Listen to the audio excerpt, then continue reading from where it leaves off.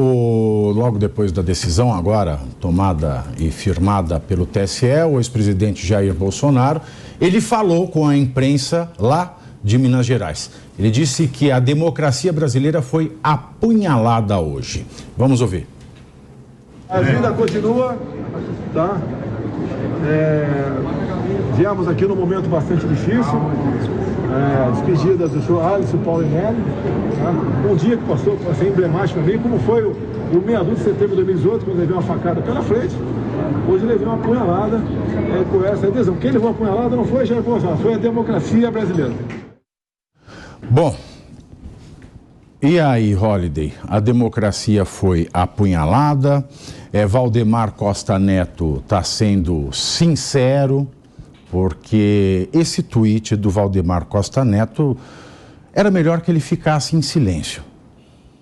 Era melhor que ele ficasse em silêncio, porque se a democracia foi apunhalada, como disse o ex-presidente Bolsonaro, devia estar ao lado dele o presidente do partido, e não em Las Vegas.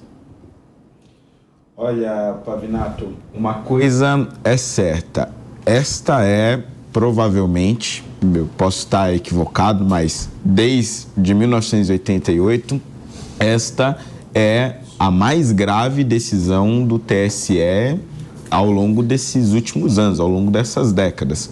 Porque nós estamos falando de uma corte que silenciou o voto de 58 milhões de brasileiros. Aliás, mais de 58 milhões de brasileiros, que expressaram a sua vontade por meio das urnas.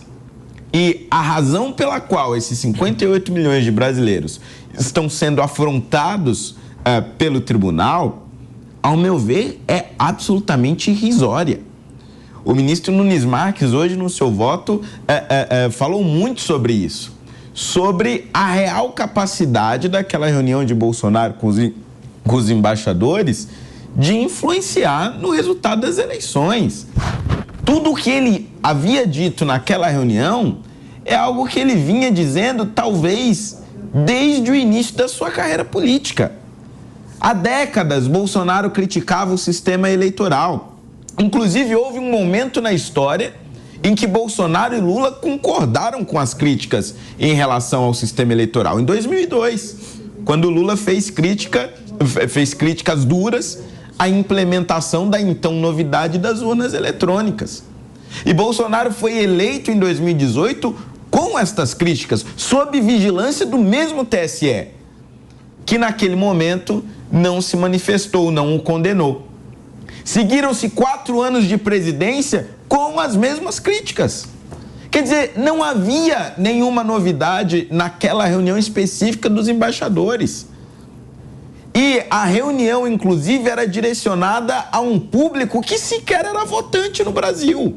A ideia de que a reunião foi um pretexto somente para falar com eleitores brasileiros por meio da TV Brasil, por meio dos órgãos de comunicação do governo, é uma argumentação absolutamente pífia. O presidente da República conseguia muito mais alcance aos seus eleitores por meio, por exemplo, das suas lives de quinta-feira, no Facebook, no Instagram, no YouTube. A audiência da TV Brasil mal chega em meio ponto ou em 1/10 do Ibope. Quer dizer, é realmente uma motivação que deixa parte da sociedade, eu diria metade da sociedade, já que nós estamos falando de uma das eleições mais polarizadas da história, deixa metade da sociedade absolutamente insatisfeita e perplexa. Porque 7 juízes, ou aliás 5 juízes, foram capazes de calar ou de afrontar o voto de 58 milhões de brasileiros. Então, sim, a democracia ela foi apunhalada com este voto, porque 58 milhões de brasileiros é muito maior do que Jair Bolsonaro, é muito maior do que uma candidatura à presidência da República. Nós estamos falando de metade do país que se expressou nas urnas e viu hoje que o seu voto não valeu de absolutamente nada. E aí, Nicoli, vai existir Lula sem Bolsonaro? Não é a mesma coisa que Romeu sem Julieta, Claudinho sem Bochecha, sou eu assim sem você? Não fica E aí, agora? E agora? Manteiga sem pão. Manteiga sem pão, arroz sem feijão. Enfim. Primeiro, boa tarde, Thiago. Muito importante estar aqui nesse dia de hoje, né, que tem uma relevância histórica talvez única. Também boa tarde aos nobres colegas, Holliday, professor Suano, também o Diego. Queria agradecer a oportunidade de estar com vocês. Bom, resumo de tudo eis um grande dia, um dia complexo para a esquerda. Com certeza, os movimentos sociais, os partidos de esquerda estão aplaudindo nas ruas, fazendo memes, jogando fogos de artifício e comemorando o fato de que Bolsonaro se torne inelegível a ponto de não participar e não ter mais influência direta, né, enquanto participante, né, das candidaturas.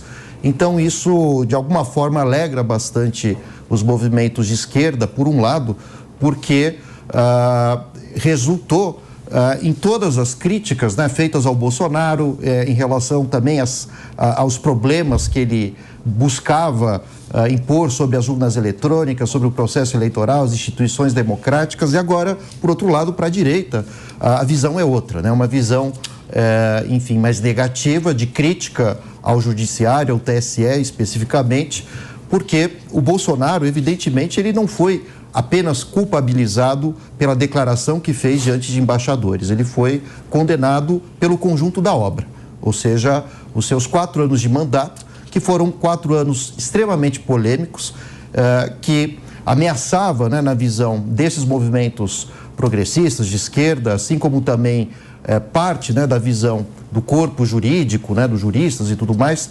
A democracia era ameaçada pela figura do Bolsonaro, seja por contestar as urnas eletrônicas, seja por ovacionar a ditadura, o golpe de 1964, seja também por desejar uma intervenção militar, ou até mesmo uma intervenção do próprio executivo dentro do STF e outras instâncias jurídicas.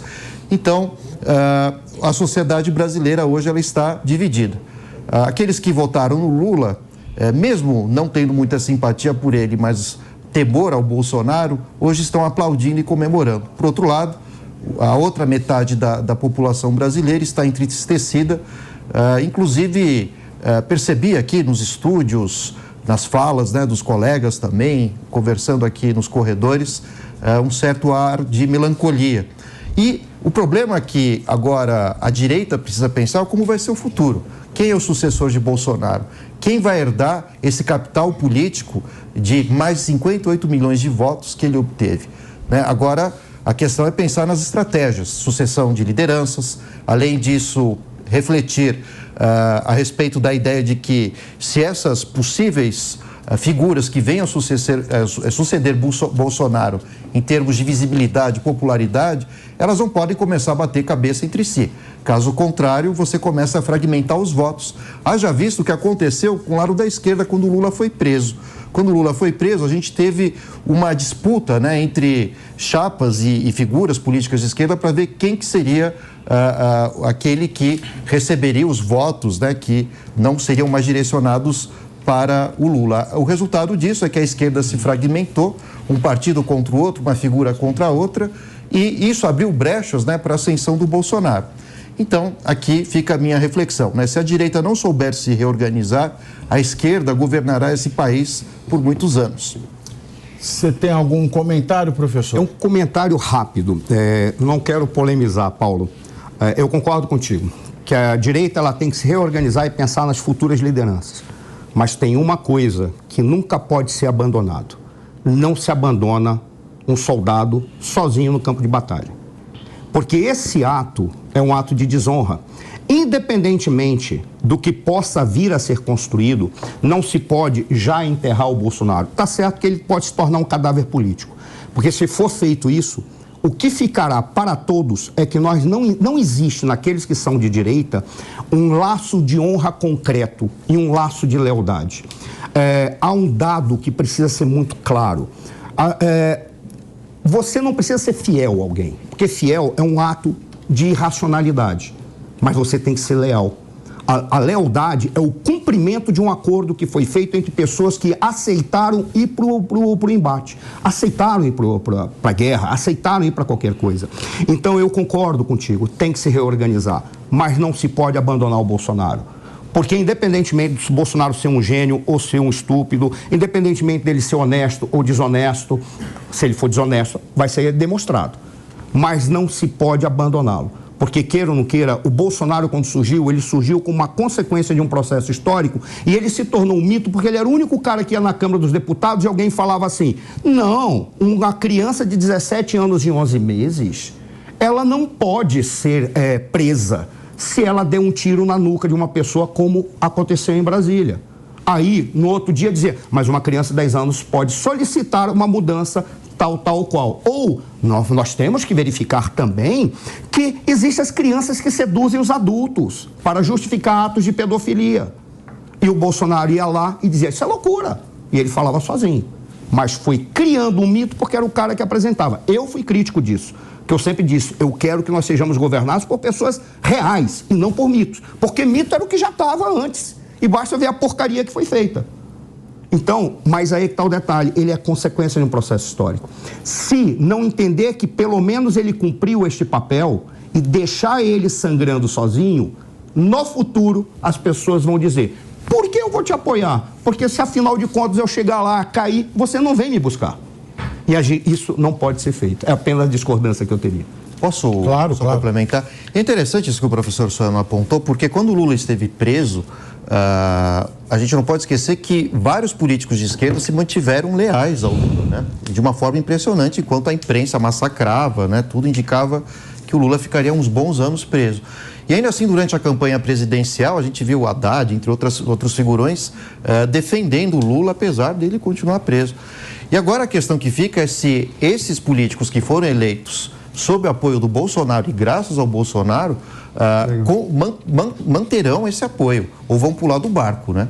Agora é o momento da gente ver quem é quem na direita.